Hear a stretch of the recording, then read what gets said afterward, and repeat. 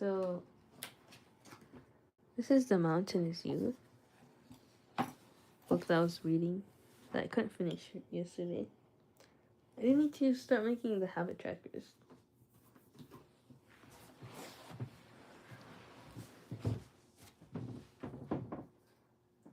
But I've been saying in the past few live streams that I did want to start a new book. But I haven't. It's downstairs. Let me go get it. Hey, Queen. Welcome back to the stream. How's it going? Let me get the second book that I wanted to read. It's going to take like a couple minutes. Okay, be right back.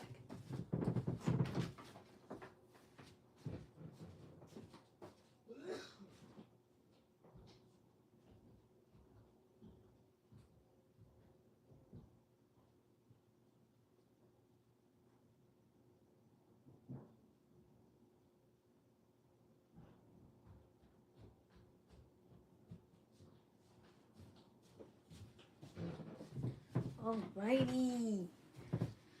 So, I like The Mountain Is You, but that's something that I don't want it to just be done with in 7 days or something. It's not like a priority for me to finish it.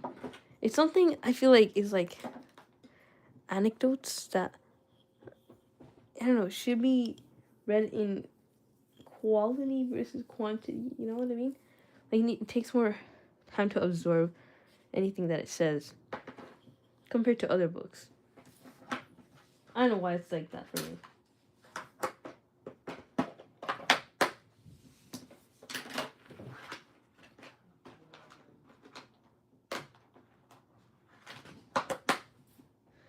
But this is the second book that I wanted to read.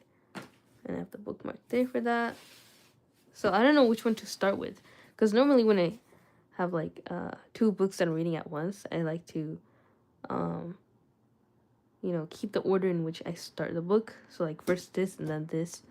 Or first this and then this. So I think I want to start with this first and then move on to The Mountain Is You.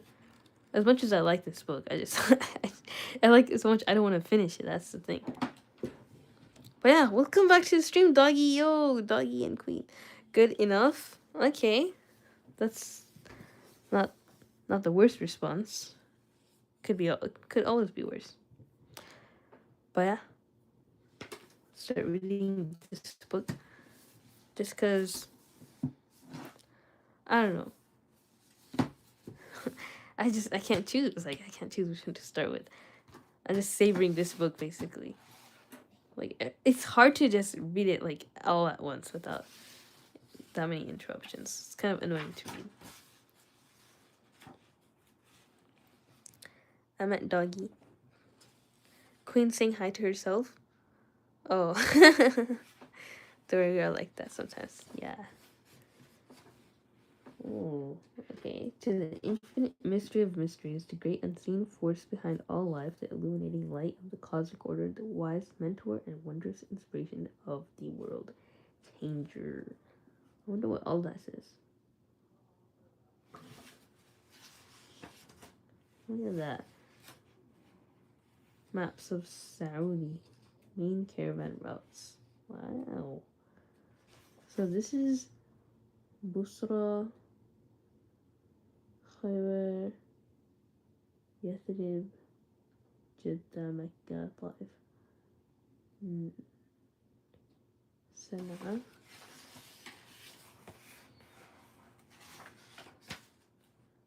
I don't really need to read the author's notes, right? Let's see how many pages this is, though.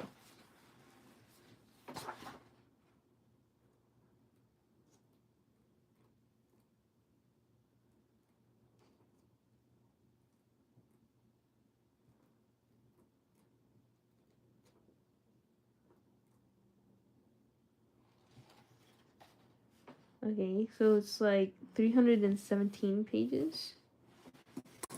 Not bad, not too bad. It'll take like a month to finish if I do 10 pages a day. Or a month and 2 days.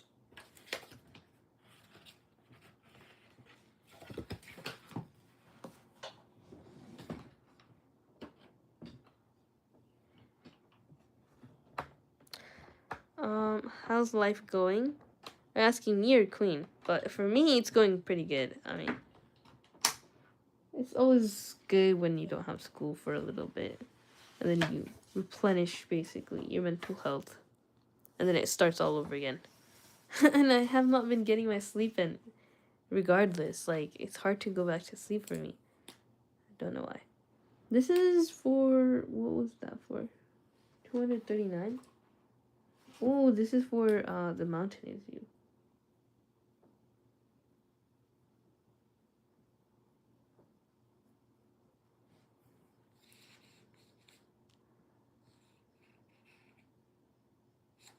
Finish page 9?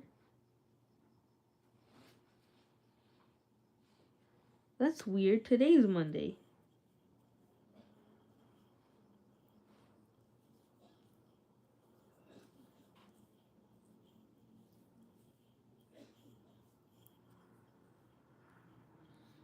Sorry, my eyes are itchy.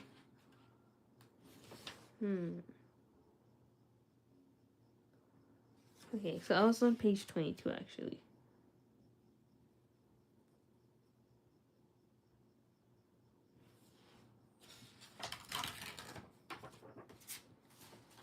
Okay, I forgot how many pages this was.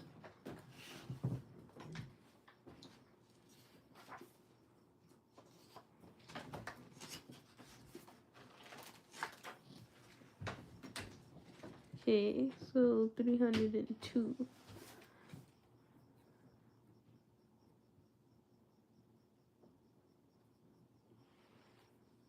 Muhammad the World Changer.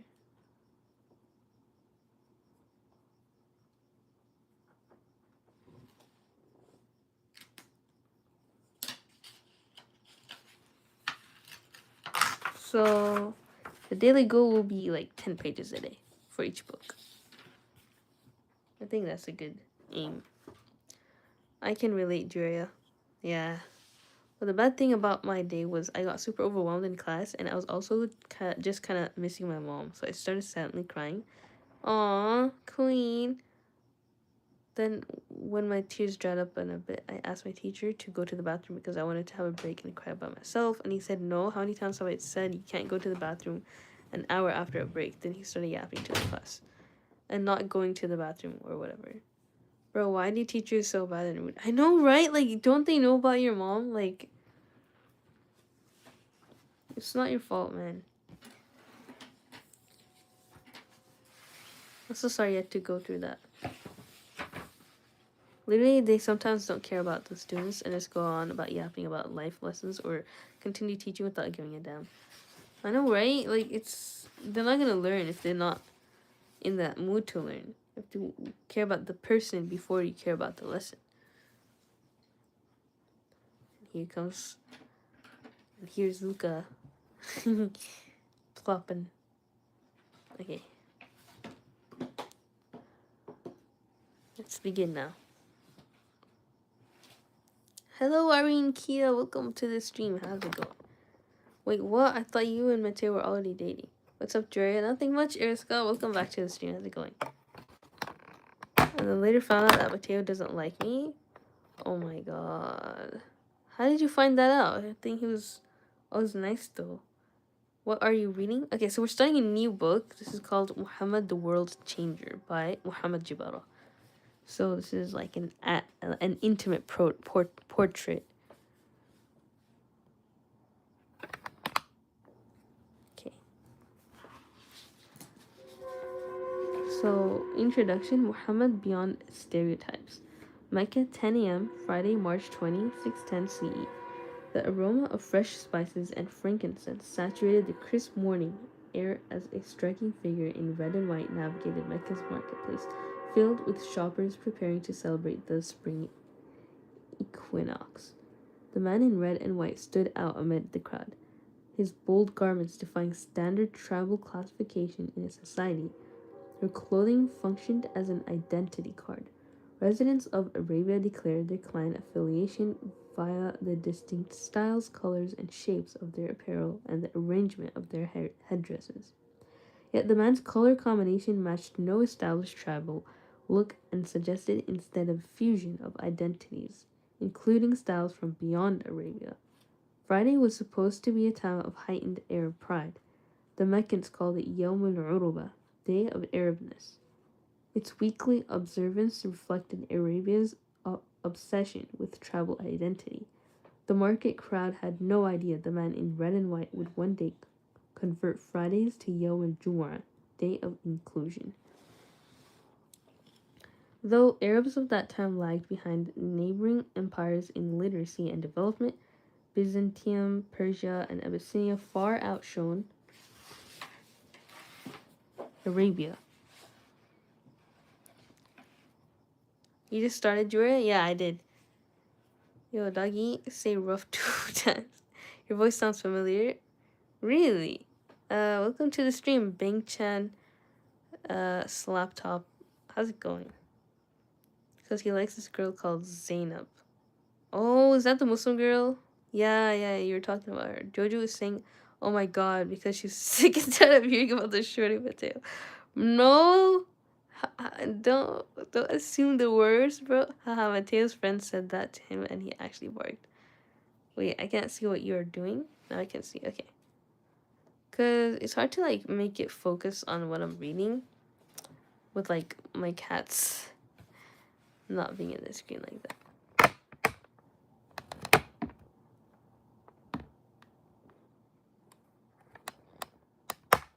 Sorry, it's just hard to focus. Okay. It's hard to focus the camera and focus myself too. Wait,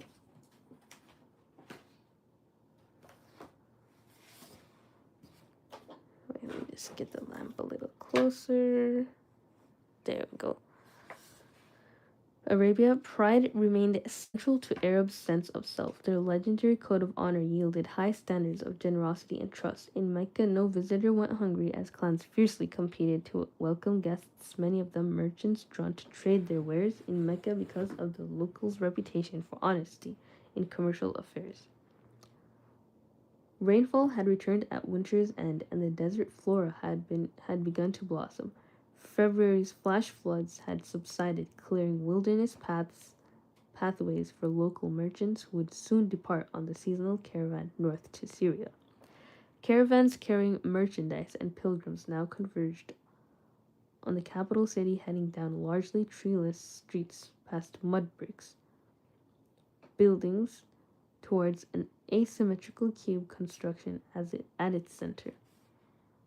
Known as the Kaaba Nexus, it housed Arabia's most prized objects, 360 devotional idols.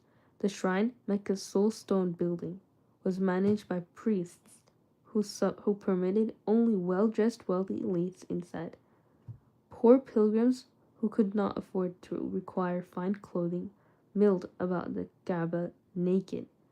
Thanks to the man in red and white, the shrine would one day be transformed into an egalitarian gathering point without gatekeepers or idols, and without special clothing required. This thing is not even accurate, bro. The Prophet system never wore like red and white like that. I mean, he did, but red, like bright red, like didn't even specify what kind of red it was, because wearing bright red is not even allowed for a guy. Anyways, his favorite color was green. And if not green, then white. Like, he would wear only green and white. Not only, but like green, white, black, that kind of thing. Anyways. Without special clothing required. Meccans produced no goods of their own for export. Instead, they were trusted middlemen connecting India and East Africa to Byzantium, which craved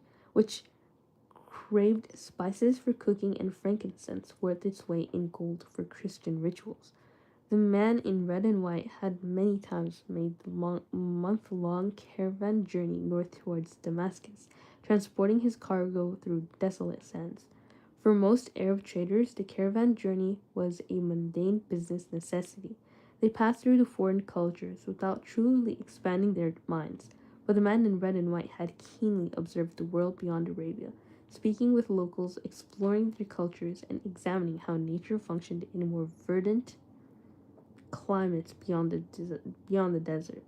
A contemplative analyst, he had come to understand that his people's intense pride had deprived them of that dynamism. So committed were they to maintaining the ways of their forefathers that they feared any change. Their code of honor entailed not just blind reverence of ancestors, but also scapegoating others, prejudice against women, disdain for the destitute, distrust of foreigners, and a deep fear of innovation. But Mecca's refusal to change was about to be tested. Several hundred feet from the Kaaba, the man in red and white emerged from the crowd and began to ascend a small mound overlooking the marketplace. The outcropping had a distinct civic function and a special name. Abu Qubays, short summary site. When pressing news needed to be shared, it was delivered from this prominent location. As the man in red and white climbed with confidence, a trail of aromatic myrrh lingered in the air behind him. The market crowd took notice and drew silent. Buyers and sellers paused their haggling to look up. 6 feet tall and broad-shouldered, the 40-year-old looked fit. He appeared youthful, yet mature, with captivating dark eyes and bright white teeth offset by clear olive skin. His hair was shiny, black with a tint of red, combed into curled locks behind his ears. Reaching the summit of Abu Qubays, the man took in the scene below, the Kaaba and the desert, which stretched out beyond the town into the distance. He paused, then broke his silence. One by one, he called out to the 14 great clans of Mecca, each by its name. O Banu Hashim, O Banu Umayyah, O most honorable among Quraysh. Hashim, O Banu. Okay, each of the clans recognized the man for his skillful diplomacy, which less than 5 years earlier had averted a civil war in Mecca. The winter flash flood had swept through the city and destroyed the Kaaba. When it came time to rebuild the shrine, each clan had sought the honor of placing the new cornerstone. The heated debate grew to a fever pitch until the man took his emerald green burda mantle and placed it under the would-be cornerstone. Elders from each clan grabbed the side of the man's mantle and collectively carried the stone to its intended spot. Such clever civic mediation cemented the man's reputation as an upstanding citizen, in addition to being one of Mecca's most respected businessmen. Not only had he risen from abject poverty to amass a fortune with his commercial acumen, but he maintained the town's safe depository, keeping valuables secure for other residents when they traveled. The man in red and white began by evoking his sterling reputation. Let me ask you, and you all know me well, for I have lived a lifetime among you. How have you known me in a manner, to be in manner and words? The chat went flatline. No! I was probably reading too much. I was not really looking at the chat. How does marshmallow fluff taste like? It tastes like melted marshmallow. It's without the smoky flavor. Just creamy marshmallow. Tastes the same, to be honest. I want to try beast chocolate. I've tried it. I mean, it just tastes kind of the same as regular chocolate. I don't see anything like that different in it. But the first version of beast chocolate that I got when he first came out with it, it was so dark. I was like, oh my gosh. He didn't even say dark chocolate on it. It's just chocolate. I was like, wait, assuming that it was milk chocolate. But then afterwards, he changed it to be a better flavor. Too expensive though, and people say it just tastes like dairy milk. Exactly, that's what I'm saying. It tastes any chocolate you'll get tastes like that. Nothing special. I used to go crazy over Mr. Beast merch because I was thinking oh, what if he gives a giveaway and then you could win it, but that's just his sort of tactic to get business. Sorry guys, math nerds here. That's fine. You can tell Joe ain't a fan of reading like it's a school textbook. Oh my god. Joe says HH because she was about to ask how did you know, but quickly changed her mind. How did you become JoJo? Look at the lazy one. Okay, too expensive though, and people say, okay, let's continue reading. Responses rang out from the crowd. Amin, trustworthy. Rahum, compassionate. Kareem, generous. Ibn Sayyidi Qawmi, the descendant of a great chief. Athimun Shanuka, Sadiqun Lisanak, honorable in your name, truthful in your speech. The stage set, the man in red and white launched into his arud, great pitch, chanting precisely articulated Arabic in a sonorous voice, each word rich in expressive meaning. In vivid, florid rhetoric evoking spring blossoming, he called onto the people arrayed before him to break free from stagnation and open themselves up to new possibilities. Dre, what language do you think is harder to read than speaking?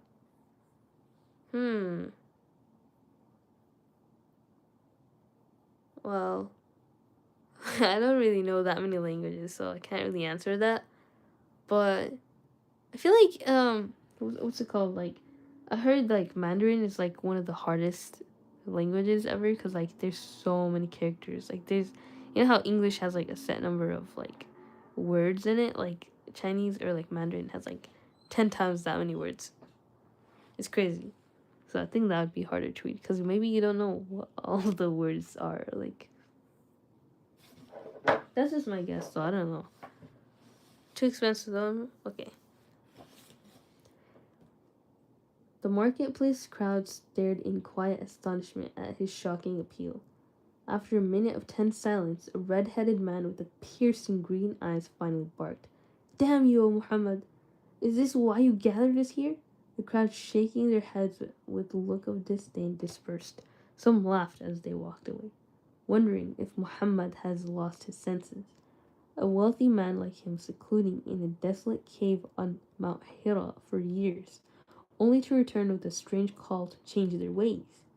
Muhammad was left standing alone on Abu Qubais. The great declaration heralding a new era had seemingly had no impact. What he and the crowd present that March morning, March? Wait, it's March right now. That March morning could not know what that his declaration would actually change the course of world history, that the bold process of personal transformation extolled from the Mount would galvanize millions of people, and that this solitary man on the Mount would become one of the most influential people ever. My ortho gave me a cookie on February 23. I forgot about it, and it should have been in my purse since then, and now it's March 2. Should I throw it away? Let's see. It's been 7, 8, 9 days. No, give it to me. Bring it here. I'll eat it. It's closed. It's sealed. It's fine. No, you never throw any cookies, even if they go bad. That's a very important rule. Oh, the next. You know what? I need water too. Yay! Oh my gosh, guys. Well, I don't want to show what the orthodontist's name is. But look at that. Welcome Spring. It looks good quality, right, guys? It looks really good. Wait, actually, the bottom looks a little bit sussy, like it's a bit moldy, but it's okay.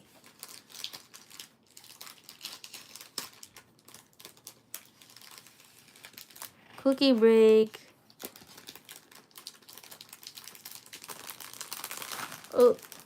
Oh man, I got all of my book. Oh.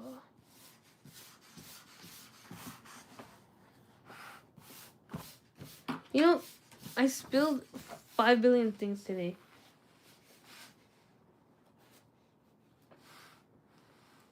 Okay. Taste test. Nah.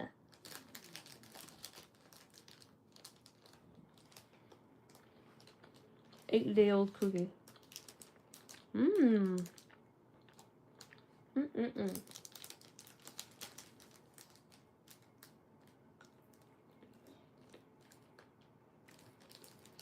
Oh no, I brushed my teeth.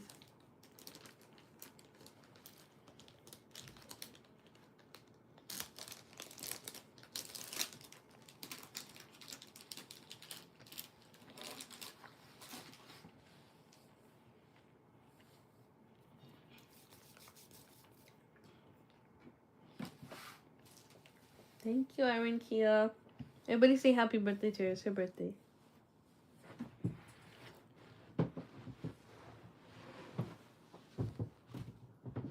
Oh my god. There's no freaking trash bag in the trash.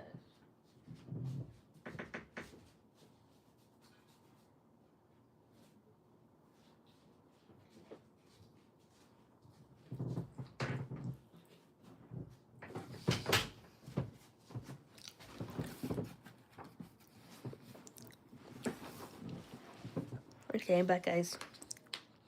Right now I want a cookie too. The rest is yours. This is for doggy. Where's the party and cake? Party's over. Yeah.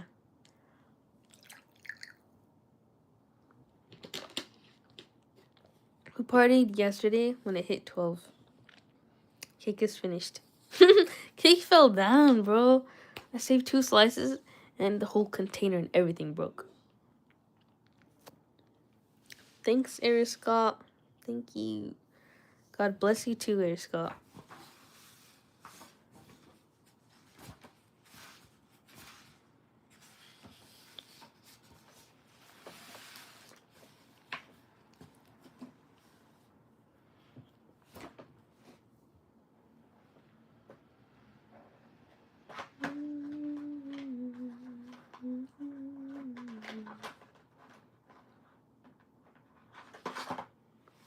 I don't even know where my pens went, bro. But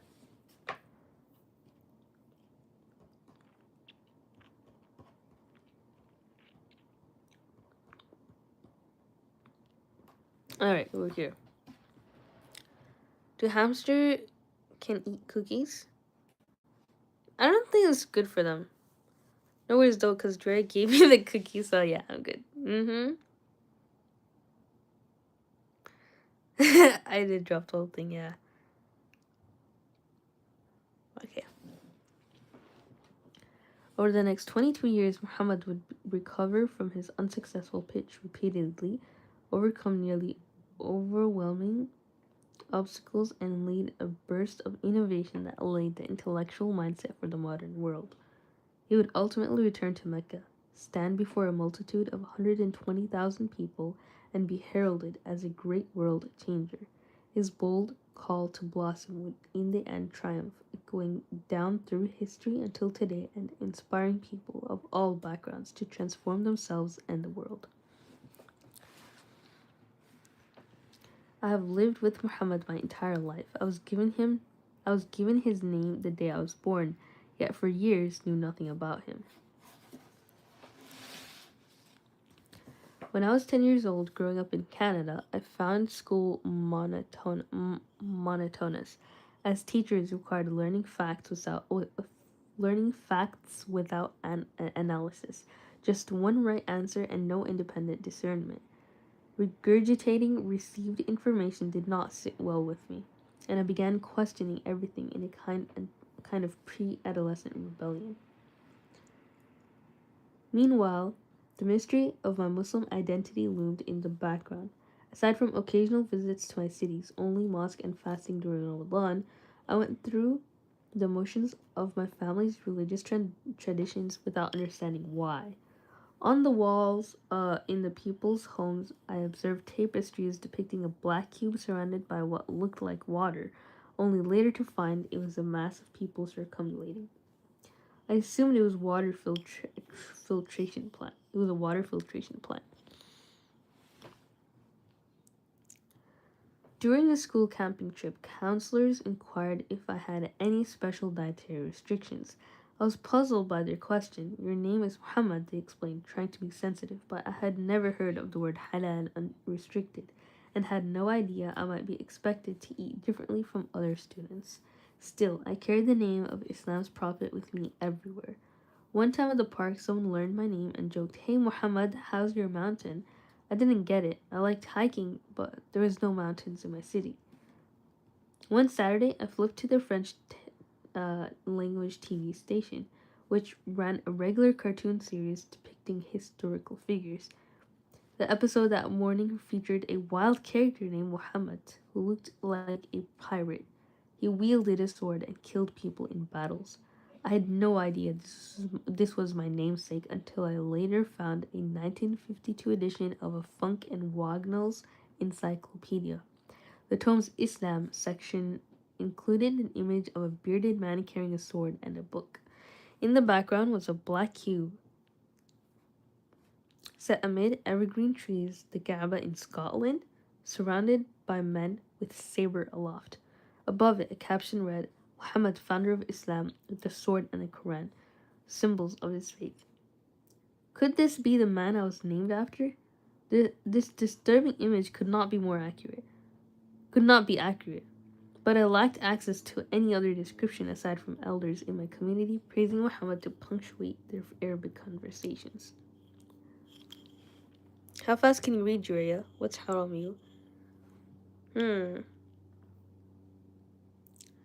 What's haram, Juria? Okay, so haram means prohibited. Basically, like, pork, for example, that's not something that Muslims are allowed to eat. But that's not the only thing that's haram. You know, there's a lot of things. Pork, alcohol, being indecent with anybody. Not, like, indecent behavior in general.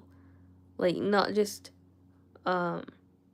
with other genders, but, like, your own gender, like, you, I don't know, like, there's a lot of list of things that's haram, like eating,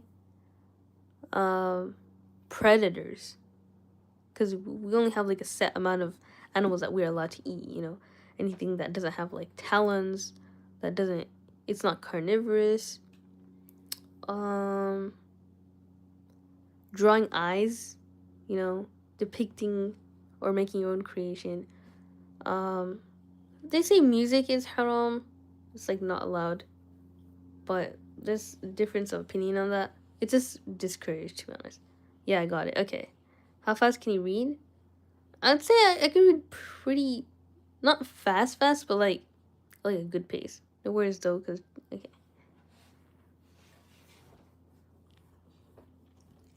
During the school camping trip, counselors inquired if I had any special. Just in time, I came across a message, an English language film shot simultaneously in Arabic and released under the title Al Risala. You try reading like Eminem.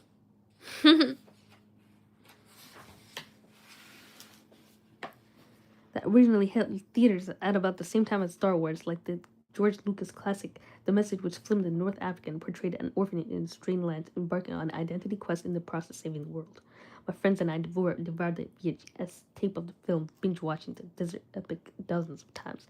We were thrilled to be watching a grand cinematic thriller that was part of our tradition. We knew little about our religion's roots, but here was an amazing introduction with stylish costumes, vivid sets, and sweeping panoramas. For the first time, I felt a connection to a heritage I could be proud of, even though Muhammad says nothing in the film and is in fact never depicted. The camera instead shows the world from his vantage point. At last, I had the opportunity to see the world through his eyes. Still, there were two clashing messages. People of my Muslim culture revered Muhammad's model of absolute perfection, and my Western popular culture presented him as a wild warrior. I had to resolve the contradiction. How was that, guys? I feel like that was still pretty slow. I don't know. I was just like, yeah. It is kind of boring, not gonna lie. Because, I mean, for me, maybe it's boring because I already read it before. Like, this part, at least. I've only got, like, that's not even chapter 1, bro.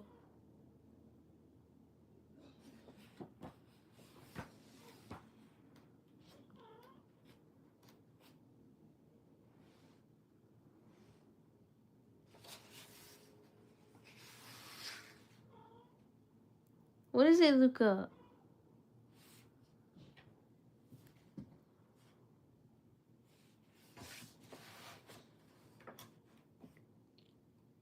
At the suggestion of a neighbor, my quest began at the mosque with a lecture by a visiting scholar. The topic Muhammad's teaching on hygiene did not sound auspicious, but the lecturer grabbed my attention by decoding Arabic terms from sayings of the Prophet, known as hadith, and cross-referencing information from various accounts of sources to piece together a puzzle. deciphering old words to unlock rich hidden meaning, and pausing throughout to ask the audience what we thought as a way to help guide us towards synthesizing our own conclusions. I was hooked. Islamic studies became a hobby, and the way other neighborhood kids took up hockey. Just as they never really expected to play in the National Hockey League, I never expected to become a cleric. But I soon poured all my paper route earnings into bus tickets to after-school Quran classes, traveling on weekends to study with visiting scholars from the Middle East, and buying any Arabic grammar book I could find. How many books do you have right now? Are those on the shelves?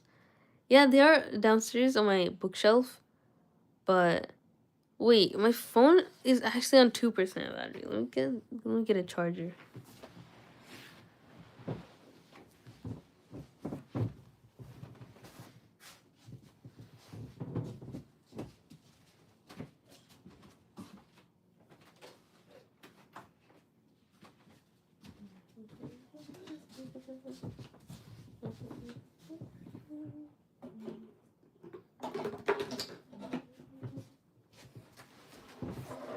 Okay, done.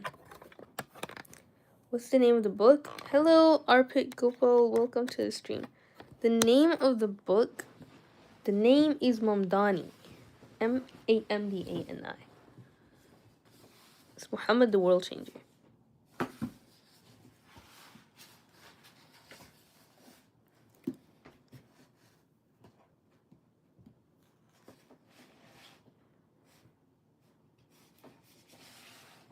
Thanks, no problem. Okay. Diving down the rabbit hole into the 1400-year-old world of Muslim sciences was not always easy. Mastering the correct elocution of Quranic Arabic, Tajweed, proved daunting. I struggled to produce the correct pronunciation of an ancient language foreign to my native English. Once I had to recite a 20-page Quranic segment juz from memory as part of my lessons. A minor mistake on the 19th page prompted my instructor to wordlessly tap his thigh as signal that I had to start over from the beginning. Finally, at age 12, I managed to complete my memorization of the Quran, but to my surprise, Muhammad's name made only 4 appearances in this whole book. Learning the Quran literally word for word had revealed nothing about him, and while I had memorized the words and their precise pronunciation, I had no clue what they meant. I would devote the next 3 years to mastering the Arabic language and grammar, which uncovered new layers of meanings yet only raised more questions about the Quran's message.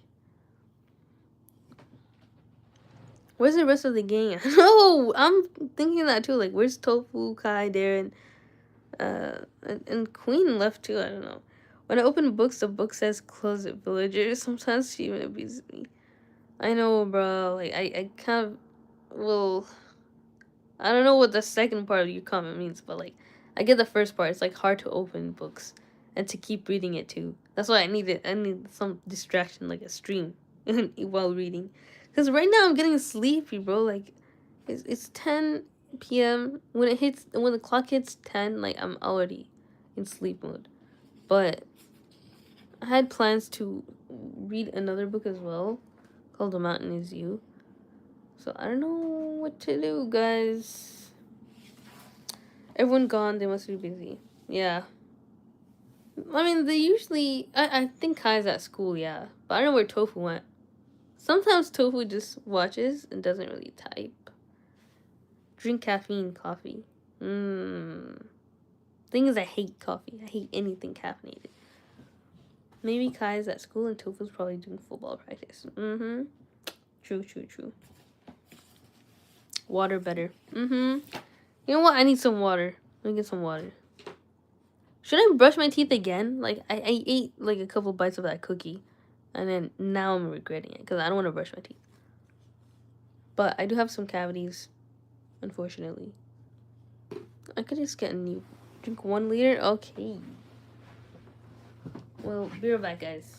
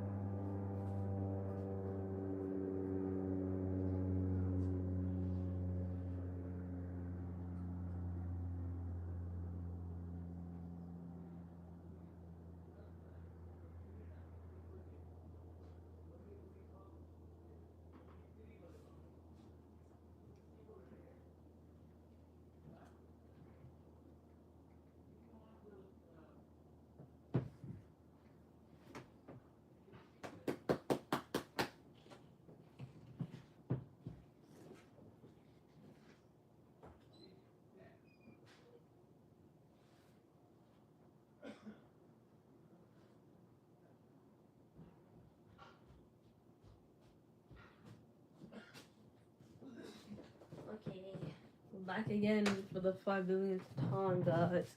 Got my water. And you guys are still here. Awesome.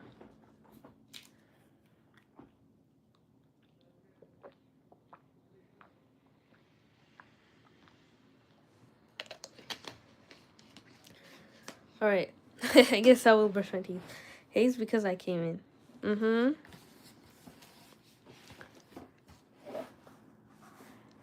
Okay. So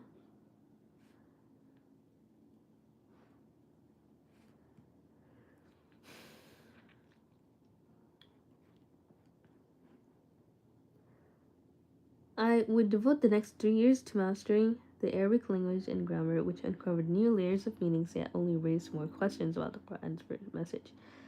Teachers urged me to be patient, like a palm tree that may take 70 years to bear fruit, because I had never seen a palm tree. The metaphor about the value of deferred intellectual gratification did not resonate. Still, I began to develop discipline, pay attention to instructions, memorize accurately, stay organized, and remain prepared. Finally, one evening, after 5 years of study, my teacher handed me a new book, Ibn Hashim's Siratu Rasulillah, a 9th century account of Muhammad's life, written by a scholar in Egypt. Yo, I want to read that now. Siratu Rasulillah.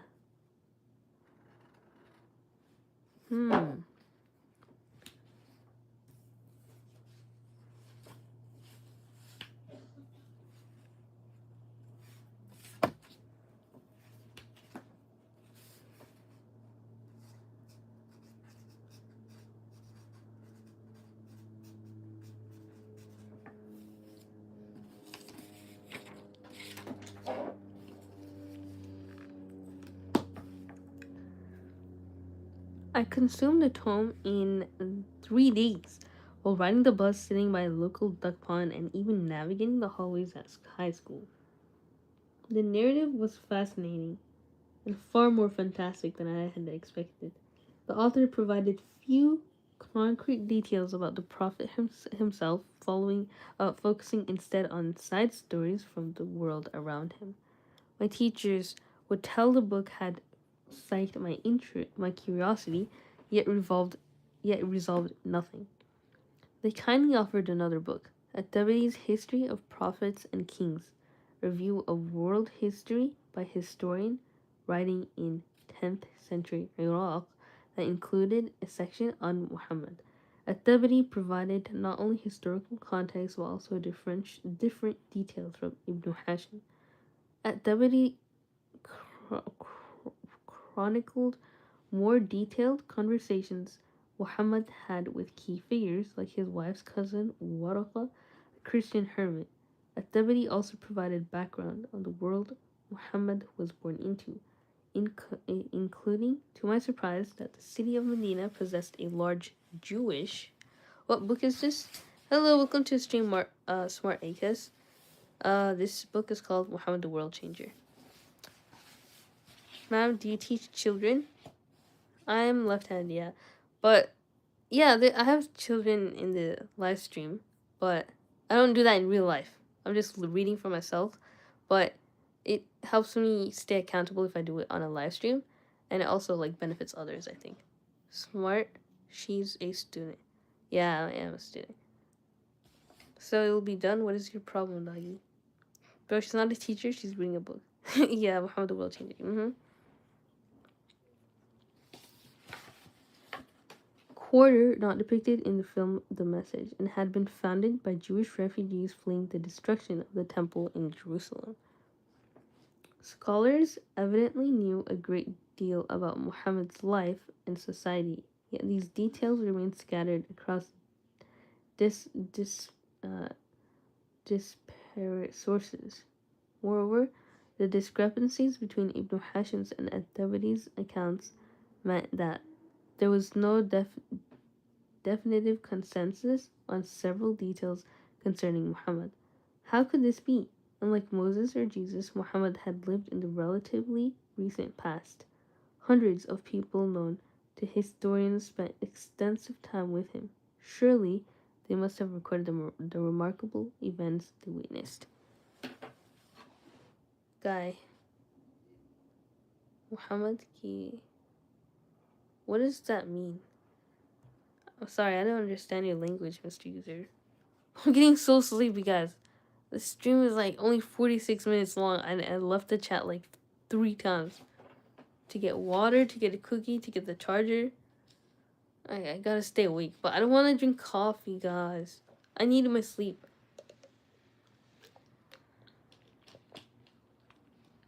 Don't worry about him, Jory, who's saying bad things, so I banned him. Thank you so much, doggy. I did not understand what he even said, so yeah, it's nice to have like somebody who understands a different language like that as a mod. So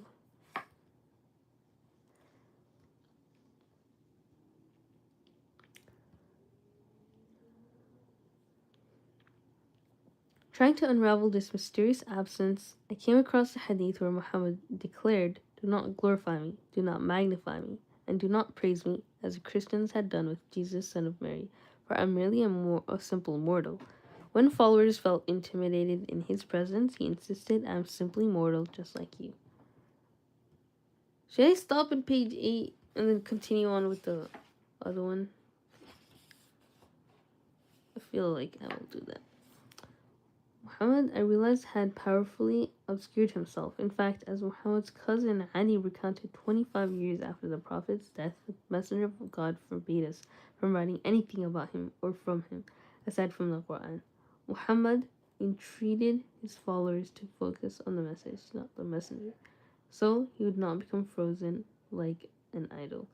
This solved the first part of the mystery. There were few primary sources because Muhammad had forbidden them. Decades after, oh my gosh, I'm too sleepy, bro. I think I'll just like make like the bookmark here.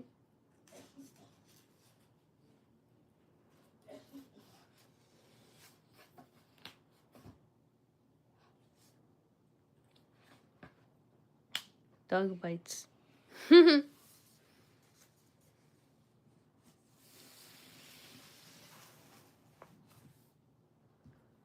Okay, people they somehow get offended when they hear anything about Islam. So I'm gonna read something that involves resonates to every human, which is just a basic self-improvement book, right?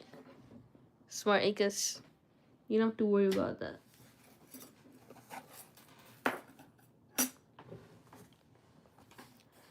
Take a piece of paper and a pen and write down everything you aren't happy with. Write down write down very specifically every single problem that you face. If you are struggling with finances, you need a very clear picture of what's wrong. Write down every debt, every bill, every asset, and every bit of income. If you're struggling with self-image, write down exactly what you dislike about yourself. If it is an anxiety, write down everything that bothers or upsets you. It's kind of personal to do that, but my sister did give me this to-do list. So I'll just change the name to problems.